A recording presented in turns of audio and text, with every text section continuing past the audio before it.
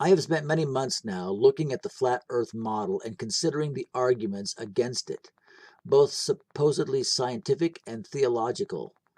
I can only speak for myself, and my conclusion is this, that I find myself to a very large extent agreeing with the flat earth model, based on what I can observe with my own eyes. And I think it is a huge mistake to let others do our science for us and do our thinking for us, to set up experts and authorities and willingly elevate them to positions of unquestionable knowing, where they will do our thinking for us, while simultaneously ignoring what we can see with our own eyes and experience with our own senses and deduce with our own common sense, denying our own experiences of reality, all because the supposed expert had said the opposite. The flat earth model versus the globe is a very involved and complex subject. So I've decided to address only one or two or possibly three evidences at a time and to make many short videos devoted to a specific topic about flat earth. One question I've been asked on several occasions is, if the earth is a flat plane, why can we not see Japan from the west coast or possibly see Australia? In answering this question scientifically, I realized the answer also gives us clues into why the sun rises and sets on a flat earth and why it is we cannot see the sun at night even though the sun is bright on a flat plane. The long and short of it, as to the reasons why we can't see distant land bodies, is because of visual perspective coupled with refraction and lensing in the atmosphere. Visual perspective is what causes us to see a road, for example, going off into the distance and coming to a converging point on the horizon line. For all intents and purposes, from the perspective of the viewer, the road disappeared, even though we know it continued. So we have a visual perspective. And in addition to that, no matter how good our eyesight may be, there are limits to how far we can see as human beings. Besides this fact, we also have lots and lots of water particles in the air, causing the surrounding atmosphere to act like a lens and produce not only inversions, but refractions, as well as a lensing effect. And this lensing effect is very important when it comes to understanding both sunrise and sunset. But it is also very important in answering the question as to why we can't see large distant bodies over great distances. It's because as we continue to look, we are looking through various layers, and each one of these air layers act as individual lenses on our vision. The result of this is that as we attempt to see through the various layers of air, these air layers act like separate lenses and eventually produce complete invisibility of objects that we might otherwise be able to actually see, but cannot due to this layering and lensing effect.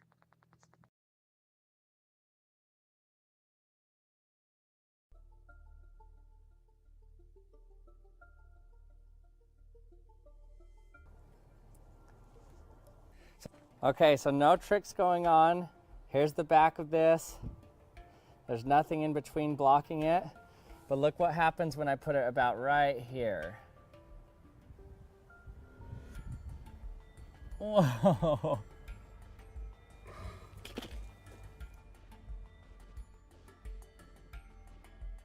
Okay, so watch as I dangle something in front of the lens, how it just disappears.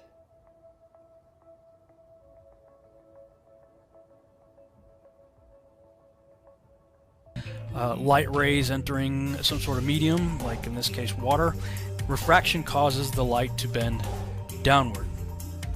Now, we've all seen pictures of, a pencil or something in a glass of water, and how not only does refraction bend the image downward, it also magnifies it. I'm going to say that again. Water causes refraction, bending the image downward, and magnifies it. So this is important now. So now back to another clip from that previous video. The science is the same of that of a lens. Here's a simple example. So if you're looking at Chicago here, now you can just see the top of the Sears Tower, and if our simulated temperature inversion moves into place, hopefully now you can see pretty much all of Chicago, see all the lower buildings, including what's at ground level. So the atmosphere really is acting like a lens. Yes.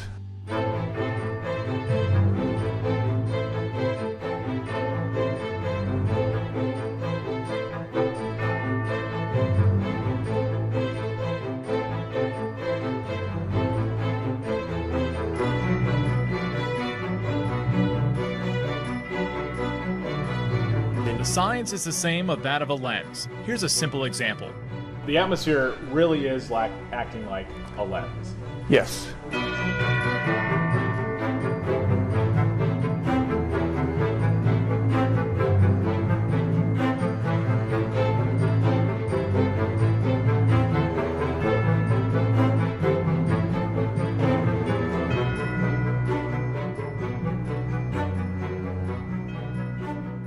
Well, that's a good explanation in overall as to how it might be possible that we're not able to see distant lands on a flat Earth.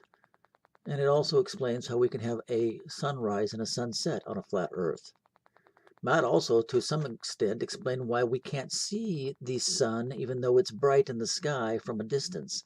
Again, because of this lensing effect, which causes it to become invisible. Well, what about the concept of a canopy or a dome over the Earth?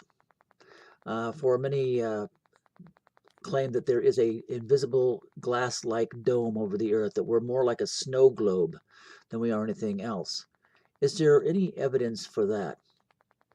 I personally think that there is video evidence for the existence of a dome, but you decide.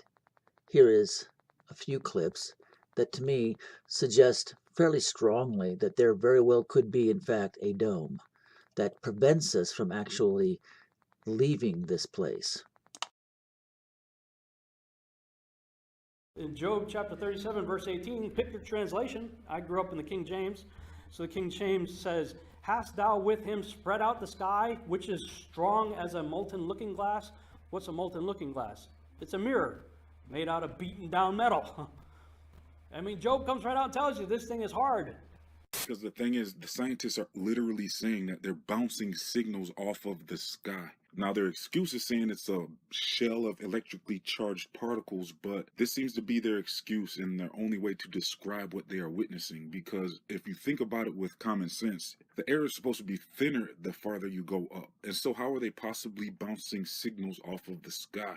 You see, satellites do not exist. They're just bouncing signals off this reflective dome firmament. The reflective properties of the dome firmament is part of the reason why you see rainbows, sundogs, and more. Because according to my research, the dome is most likely some form of reflective material. It's almost like these electrons are running into a glass wall in space. Daniel Baker of the University of Colorado Boulder and the study's lead author said, somewhat like the shields created by force fields in Star Trek that were used to repel alien weapons, we are seeing an invisible shield blocking these electrons. It's an extremely puzzling phenomenon.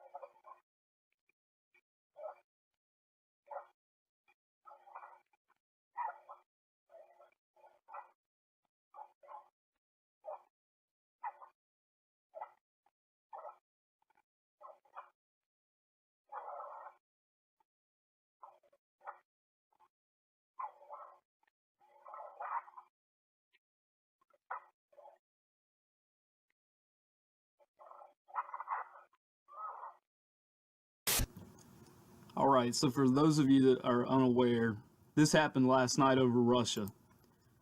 It looks like the exact same thing that just happened over California. And I'm not saying that this is a UFO, because I don't believe that. I believe this is genuinely a rocket. But I believe this actually shows the rocket hitting the firmament. Check it out right here. It hits and then starts curving this way and then falls. I'm going to do that again. All right, it's reaching altitude, hits the dome, and curves and starts falling down.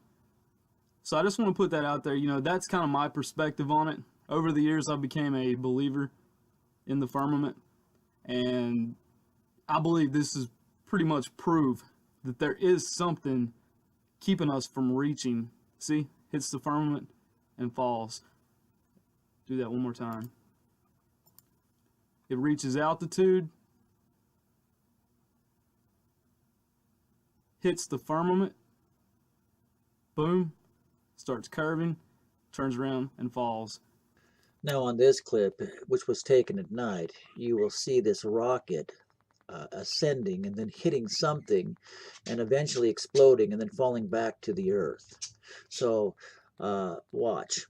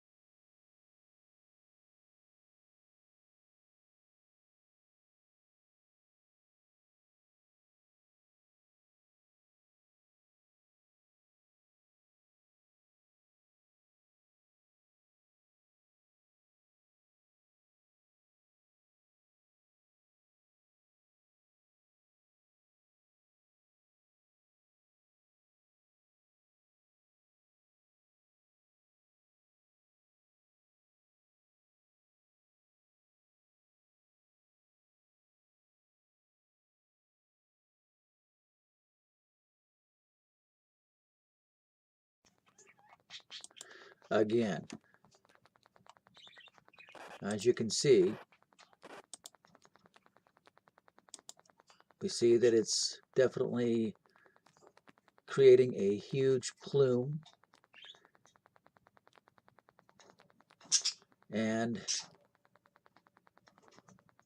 as it continues, it eventually just begins to fall back to the earth, as if it is now right there. You saw just like as if it's scraped up or hit up against something.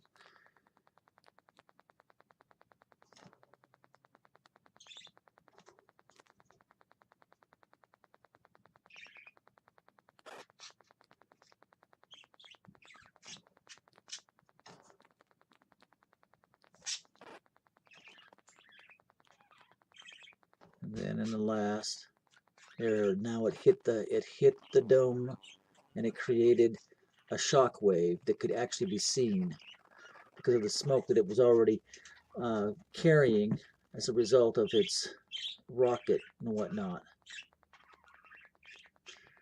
Or it maybe just dissolves in the dome. I don't know about that, but it definitely disappeared in a cloud, and then it was just gone. And that's the trail that was left behind. With this video, I intend to show that this rocket launched by NASA hit God's dome, his firmament, and proving that there is a firmament which is spoke of in the Bible by God.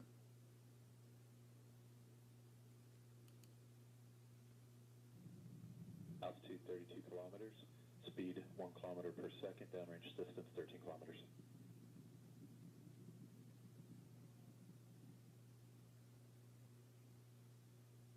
Eddy coming back shows vehicle on course, on track.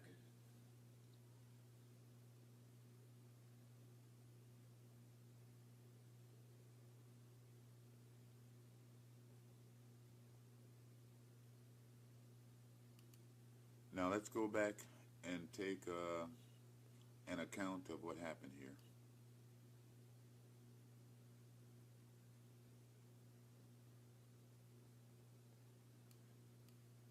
First, you will see that the front end of this rocket will explode.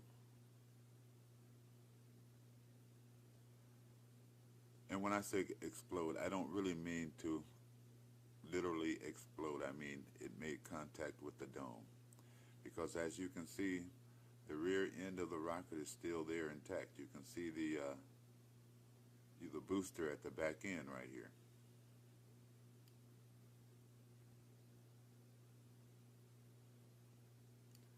Right here is when it first makes contact with the dome. And what I believe happens is that after this contact, the rest of this rocket skims along the dome, the underside of the dome,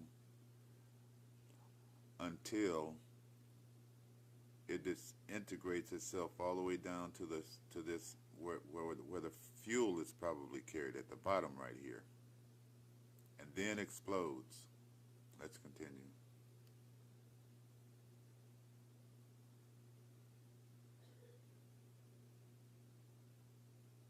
And I'll point out every now and then that the back end of the rocket is still there, as indicated by this light right here, by its booster light here.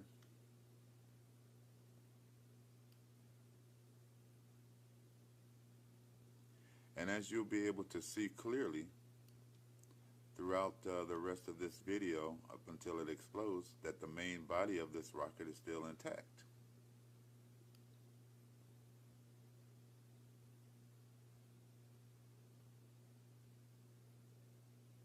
Also, let me point out, if there was nothing that this rocket run into and only air was filling the front end after the initial damage, why would it still be on the same course?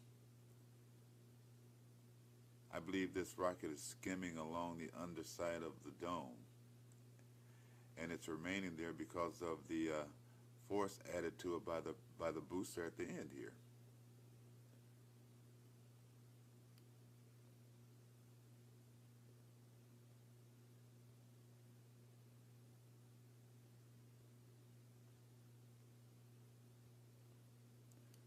Right here is when I believe the back end of this rocket, the booster, and all of its fuel that's remaining, slammed into the dome and disintegrated, as indicated by all the debris you see flying off of it. Now I'm going to run this video back at full speed, and you be the judge of this. Keep in mind what I said about this rocket hitting an object and skimming along this object until it destroys itself at the end.